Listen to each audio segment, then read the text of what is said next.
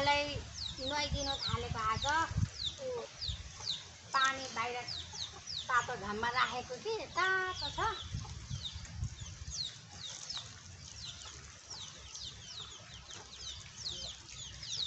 आज बुवालाई नुहाइदिएको ड्रमको तातो पानीले।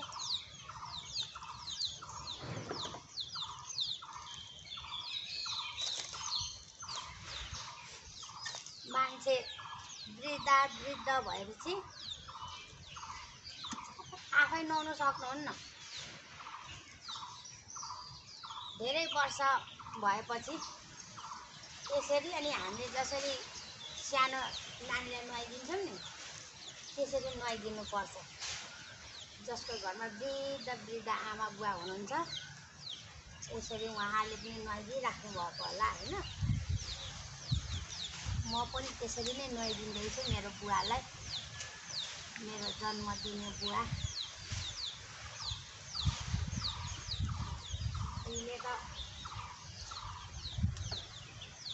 बलियो बाङ्गो हुनुहुन्थ्यो नि, अब वृद्ध भयो, उठ्नु बस्नु गाह्रो हुन्छ, खुट्टा चल्दैन, उठेको ठाउँबाट उठ्नु र बस्नु गाह्रो। यो धेरै वर्ष उमेर आयो भने मान्छेको शरीर चाहिँ त्यस्तो हुँदो रहेछ, बच्चा बच्ची जस्तो वृद्ध भइसकेपछि। पहिला चाहिँ टाउकोमा मजाले साबुन लाउनु ल बुवा, यसरी नुहाइधुवाइ बेला बेलामा गरिदिनु पर्छ।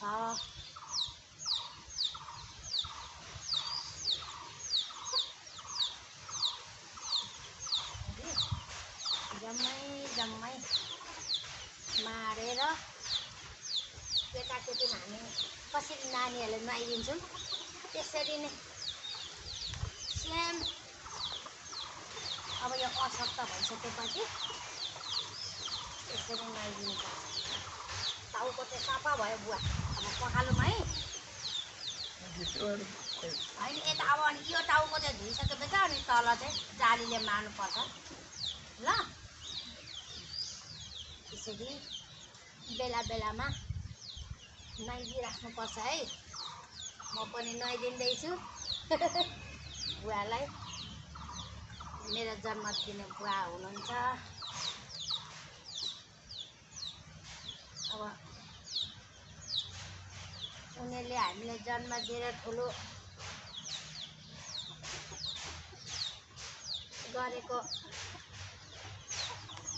यो संसार देखाइदियो होइन, जन्म दिएर।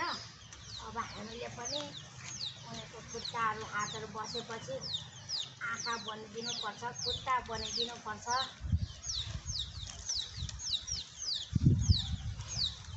हात बनिदिनुपर्छ।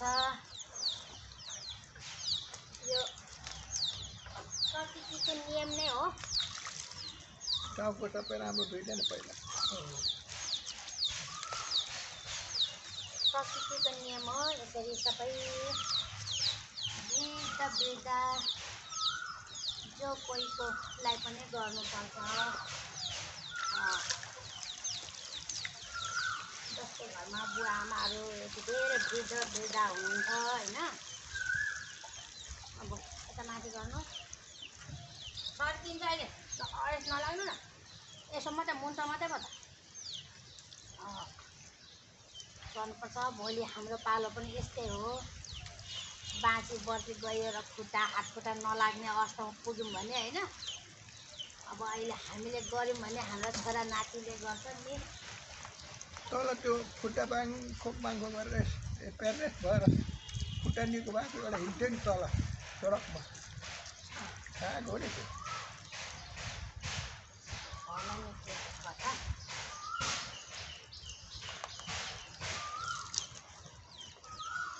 यो हातमा पानी थाप्नु त बुवा, लो यो नाकमा गरेर सिँ गर्नु, सिँ गर्नु न। अब छैन रहेछ, सिधा नै रहेन रहेछ हाम्रो बुवाको नाकमा। मैले हाम्रो बुवाको कपालमा त्यो मेहन्दी लगाएर पहेँलो बनाइदिइरहेको छु कि फेरि तन्नेरी बनाइदिएको 102 वर्षको बुढो बुवालाई। लु हेर्नु उहाँ क्यामेरामा हेर्नु ल टाउको राम्रो पारिदियो पार्दै अब यहाँ